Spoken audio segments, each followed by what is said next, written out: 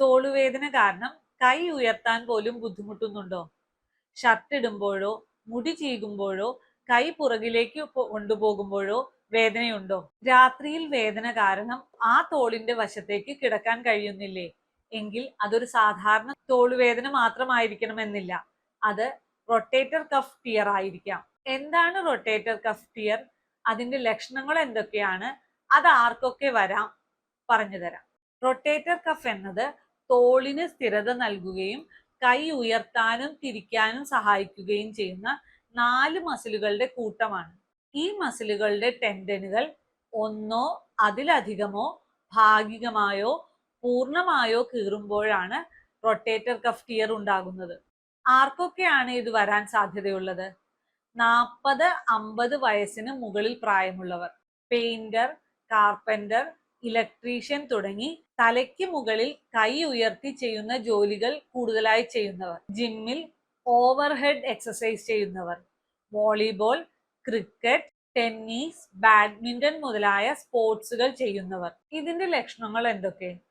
കൈ മുകളിലേക്കോ വശങ്ങളിലേക്കോ ഉയർത്തുമ്പോൾ വേദന, തോളിന്റെ ബലക്കുറവ് കാരണം ഭാരമുള്ള സാധനങ്ങൾ ഉയർത്താൻ ബുദ്ധിമുട്ട്, ഷർട്ട് ഇടുമ്പോഴോ മുടി ചീകുമ്പോഴോ സീറ്റ് ബെൽറ്റ് ധരിക്കുമ്പോഴോ വേദന, രാത്രി വേദന കൂടുക, പ്രത്യേകിച്ച് ആ തോളിന്റെ വശത്ത് കിടക്കാൻ പറ്റായിക, കൈ ഉയർത്തുമ്പോൾ ക്ലിക്ക് അല്ലെങ്കിൽ പിടുത്തം പോലുള്ള തോന്നൽ, ചിലരിൽ മറ്റേ കൈയുടെ സഹായമില്ലാതെ കൈ ഉയർത്താൻ കഴിയായിക തുടങ്ങിയുള്ള ലക്ഷണങ്ങളാണ് കാണപ്പെടാറ്.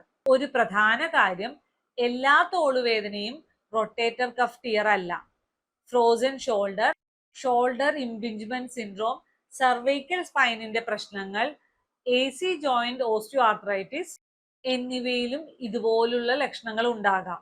അതുകൊണ്ട് തന്നെ MRI റിപ്പോർട്ട് അല്ലെങ്കിൽ എക്സ്റേ മാത്രം നോക്കി ചികിത്സ തീരുമാനിക്കരുത്. ക്ലിനിക്കൽ എക്സാമിനേഷൻ ആണ് ഏറ്റവും പ്രധാനമായത്.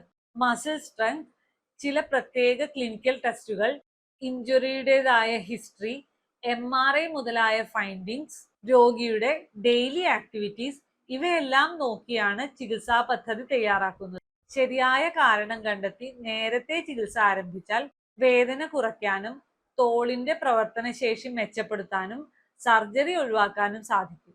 ഈ വീഡിയോ തോളുവേദന കാരണം ബുദ്ധിമുട്ടുന്നവർക്ക് ഷെയർ ചെയ്യൂ. അടുത്ത വീഡിയോയിൽ റൊട്ടേറ്റർ കഫ് ടിയർ നിങ്ങൾക്കുണ്ടോ എന്ന് മനസ്സിലാക്കാൻ സഹായിക്കുന്ന ചില സിമ്പിൾ ടെസ്റ്റുകൾ പറഞ്ഞുതരാം. Spine and joint, pain management സംബന്ധമായ കൂടുതൽ അറിവുകൾക്കായി ഈ അക്കൗണ്ട് ഫോളോ ചെയ്യൂ.